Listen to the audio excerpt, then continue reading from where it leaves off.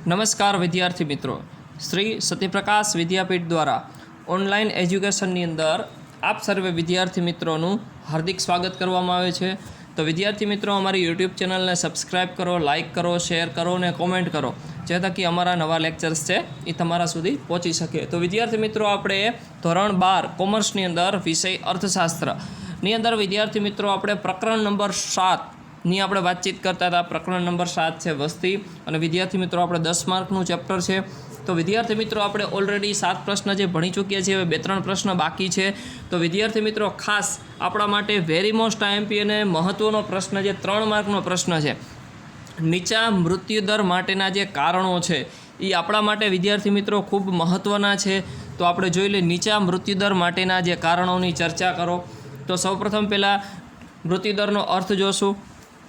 1 વર્ષના સમયગાળા દરમિયાન દર 1000ની વસ્તીમાં મૃત્યુ પામતા વ્યક્તિઓની સંખ્યા, વિદ્યાર્થી મિત્રો ખાસ જોજો, જન્મદરની અંદર બાળકોની સંખ્યા આવે છે, આમાં કોની સંખ્યા આવે છે?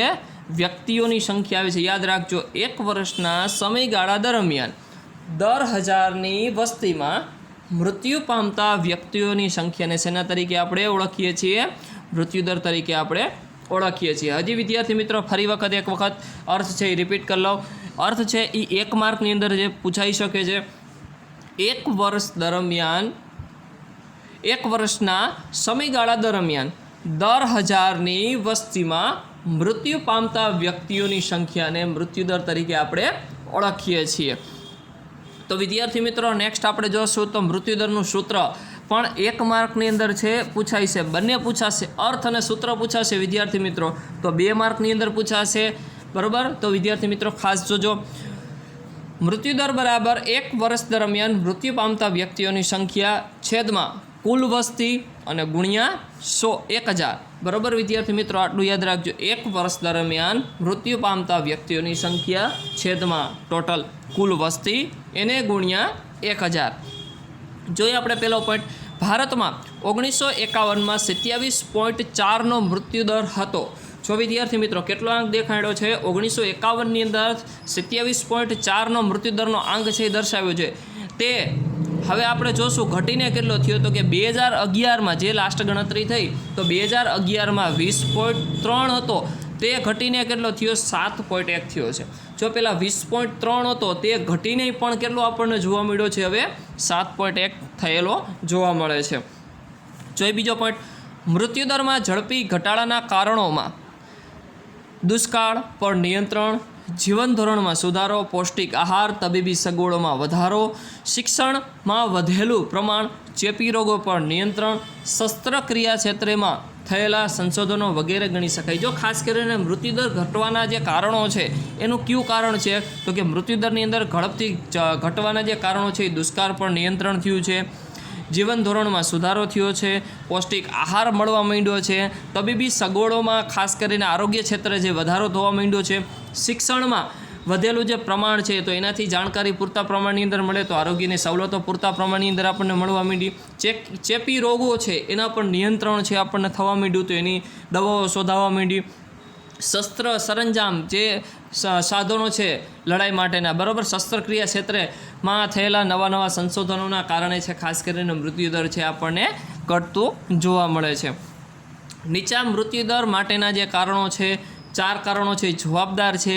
એમાં પહેલું કારણ છે જીવન ધોરણમાં સુધારો, રોગચાળા પર નિયંત્રણ, દુષ્કાળ પર નિયંત્રણ, કુદરતી આપત્તિઓ સામે રક્ષણ અને વાહન વ્યવહારની સગવડો। હજી વિદ્યાર્થી મિત્રો ફરી એક વખત નીચા મૃત્યુદરના કારણો રિપીટ કરી લઈ, જીવન ધોરણમાં સુધારો, રોગચાળા પર નિયંત્રણ, દુષ્કાળ પર નિયંત્રણ અને કુદરતી આપત્તિઓ સામે રક્ષણ અને વાહન વ્યવહારની સવલતો, મીન્સ કે સગવડો। જોઈએ આપણે વિદ્યાર્થી મિત્રો નંબર 1, જીવન ધોરણમાં સુધારો। આર્થિક વિકાસના કારણે લોકોની આવક વધવાથી જીવન ધોરણમાં સુધારો થયો છે। જો વિદ્યાર્થી મિત્રો જોજો ખાસ કે આર્થિક વિકાસના કારણે લોકોની આવક કેવી થઈ છે? તો કે વધી છે। એની સાથે સાથે આવક વધી તો લોકોનું જીવન ધોરણમાં પણ છે દિન પ્રતિદિન સુધારો આપણને છે એ જોવા મળે છે। દેશના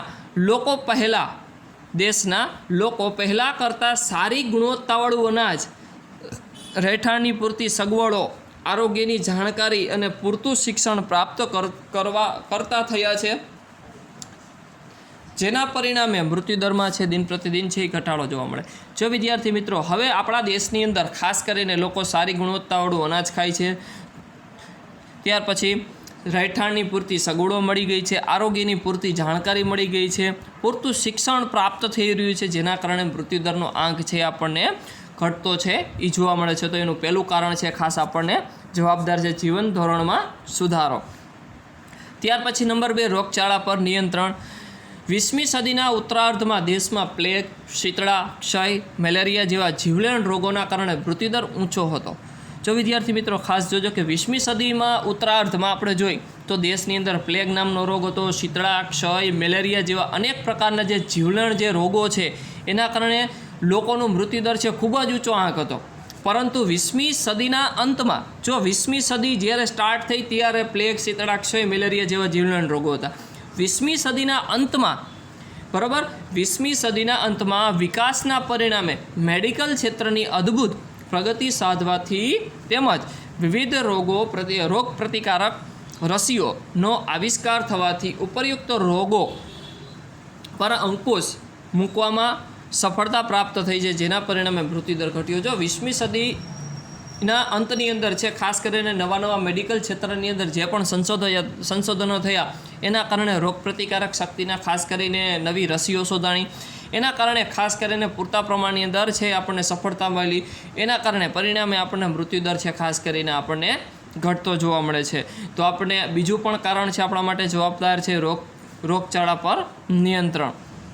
નંબર 3, દુષ્કાળ પર નિયંત્રણ. વિજ્ઞાન અને ટેકનોલોજીના કારણે દુષ્કાળ પર નિયંત્રણ આવ્યું છે. જો અત્યારે આપણે જો ટેકનોલોજી ક્ષેત્રની અંદર આપણે બધા જીવીએ છીએ તો ટેકનોલોજી ક્ષેત્રની અંદર દુષ્કાળ પર નિયંત્રણ છે ખૂબ આપણને છે એ જોવા મળે છે.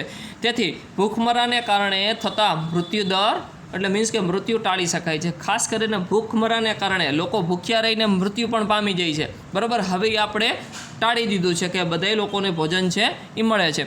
1966થી હરિયાળી ક્રાંતિ આપણને થઈ જોવા મળી છે. વિદ્યાર્થી મિત્રો ખાસ જોજો કે 1966ની અંદર હરિયાળી ક્રાંતિ થવાથી દેશમાં અનાજના પુરવઠામાં નોંધપાત્ર વધારો થયો. જો જે લોકો ભૂખ્યા જે મરતા હતા હવે એ ભૂખ્યા નથી મરતા. શું કામ? તો કે 1966થી હરિયાળી ક્રાંતિ થવાથી દેશમાં અનાજનો પુરવઠો નોંધપાત્ર દિન પ્રતિદિન છે આપણને વધારો થયો છે. પરિણામે દેશના કોઈ એક અછતગ્રસ્ત વિસ્તારમાં, છતવાળા વિસ્તારમાંથી સહેલાઈથી અનાજની હેરફેર છે કરી શકાય છે. જો અછતવાળો જે વિસ્તાર છે એ છતવાળા વિસ્તારની અંદર લોકો હવે સહેલાઈથી છે એ વિસ્તારની અંદર ખાસ કરીને હરેક લોકોને પૂરતા પ્રમાણની અંદર છે એ અનાજ મળી જાય છે. એના કારણે વ્યક્તિ પોતે છે એ ભૂખ્યા છે મરતા નથી. તેથી માનવીને ભૂખમરાને કારણે મોતના મુખમાં થતો બચાવી શકાય છે. જો ખાસ કરીને ભૂખના કારણે છે લોકો જે મૃત્યુ પામે છે હવે એ આંક ઘટી ગયો, કારણ કે મોતના મુખમાંથી બચાવી આપણે લીધા છે. તો આપણે ત્રીજું પણ કારણ છે બહુ મહત્ત્વનું છે, દુષ્કાળ પર નિયંત્રણ. ત્યાર પછી વિદ્યાર્થી મિત્રો આપણો છેલ્લો મુદ્દો જે છે કુદરતી આપત્તિઓ સામે રક્ષણ અને વાહન વ્યવહારની સગવડો.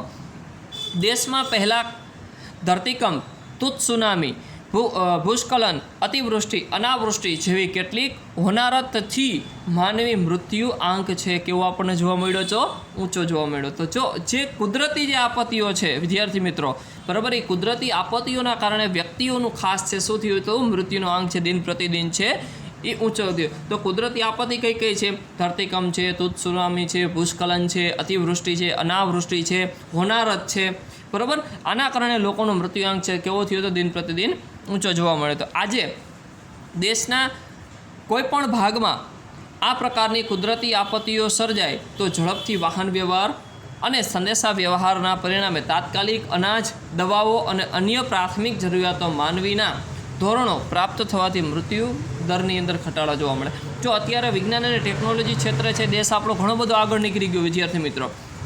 તો અત્યારે ખાસ આપણે દેશની અંદર છે અન્ય પ્રકારની સવલતો, કુદરતી આપત્તિઓ જો સર્જાય, બરાબર, તો વ્યક્તિએ કંઈ પોતે છે ભૂખ્યો નહીં સૂવે તો વાહન વ્યવહારની પહેલાં તો પૂરતા પ્રમાણની અંદર સગવડ મળી ગઈ. સંદેશા વ્યવહારથી જાણ પણ થઈ જાય છે, તાત્કાલિક અનાજ પહોંચી જાય છે, તાત્કાલિક મેડિકલ ક્ષેત્ર એટલે મીન્સ કે દવાઓ, અન્ય પ્રકારની જે પ્રાથમિક જરૂરિયાતોની જે જરૂર છે એ તાત્કાલિક છે માનવીને પહોંચી જાય છે. એના કારણે ખાસ છે વિદ્યાર્થી મિત્રો મૃત્યુદરનો આંક છે એ ઘટી ગયો છે. તો આપણને વિદ્યાર્થી મિત્રો આ ચોથું પણ કારણ છે, બહુ મહત્ત્વનું છે, કુદરતી આપત્તિઓ સામે રક્ષણ અને વાહન વ્યવહારની પૂરતી સગવડો. તો વિદ્યાર્થી મિત્રો આપણે આ પ્રશ્ન છે પૂર્ણ થયો. હવે આપણો વિદ્યાર્થી મિત્રો એક 9મો પ્રશ્ન છે. જોઈએ આપણે 1921ના વર્ષને મહાવિભાજક વર્ષ તરીકે શા માટે ઓળખવામાં આવે છે? વિદ્યાર્થી મિત્રો very very very most IMP પ્રશ્ન છે, બરાબર વિદ્યાર્થી મિત્રો, એટલે ખાસ જોજો. જે 2 માર્કનો પ્રશ્ન છે એટલે યાદ રાખજો વિદ્યાર્થી મિત્રો ખાસ.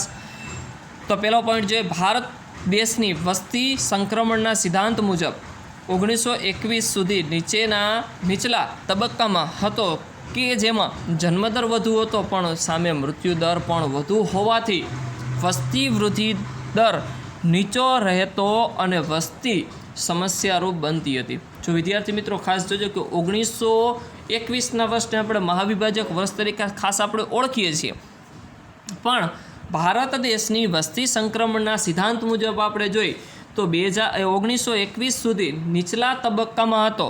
કયા તબક્કામાં હતો? કે નીચલા તબક્કામાં હતો, કે જેમાં જન્મદર વધુ હતો પણ એની સાથે સાથે મૃત્યુદર પણ વધુ હોવાથી વસ્તી વૃદ્ધિ દર કેવો આપણને જોવા મળતો હતો?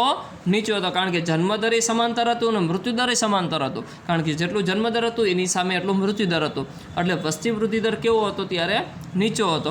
હવે શું થયું? તો કે વસ્તીની સમસ્યા દિન પ્રતિદિન છે આપણને વધવા જોવા મળે. જ્યારે 1921 બાદ જન્મદર કરતાં મૃત્યુદર ઝડપથી ઘટ્યો, પરિણામે વસ્તી વૃદ્ધિ દર વધ્યો. જો ખાસ કરીને જન્મદર છે દિન પ્રતિદિન વધતો ગયો, હવે મૃત્યુદર છે શું થઈ ગયું છે? દિન પ્રતિદિન ઘટતો આપણને જોવા મળે. એના પરિણામે આપણે વસ્તી વૃદ્ધિ દર છે આપણને ખાસ છે આપણને વધુ જોવા મળે છે. 1951માં ભારતની વસ્તી 36.1 કરોડ હતી. જો 1951ની અંદર કેટલી વસ્તી હતી? તો કે 36.1 હતી. તે 1951માં વધીને કેટલી થઈ? 84.63 કરોડ થઈ.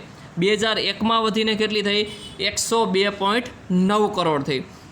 અને છેલ્લી વસ્તી ગણતરીની અંદર કેટલી થઈ? 2011ની અંદર 121.02 કરોડ થઈ.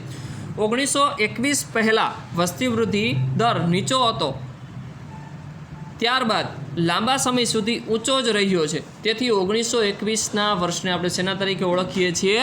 મહાવિભાજક વર્ષ તરીકે આપણે ઓળખવામાં આવે છે. જો વિદ્યાર્થી મિત્રો 1921 પહેલાં વસ્તી વૃદ્ધિ દર કેવો હતો? નીચો હતો. ત્યારબાદ લાંબા સમય સુધી નીચો જ રહ્યો, પરંતુ 1921ના વર્ષને આપણે શેના તરીકે આપણે ઓળખીએ છીએ? મહાવિભાજક વર્ષ તરીકે ખાસ આપણે ઓળખીએ છીએ. તો વિદ્યાર્થી મિત્રો થેન્ક યુ.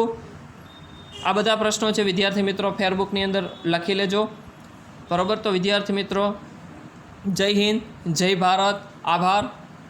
થેન્ક યુ વિદ્યાર્થી મિત્રો. જય શ્રી કૃષ્ણ.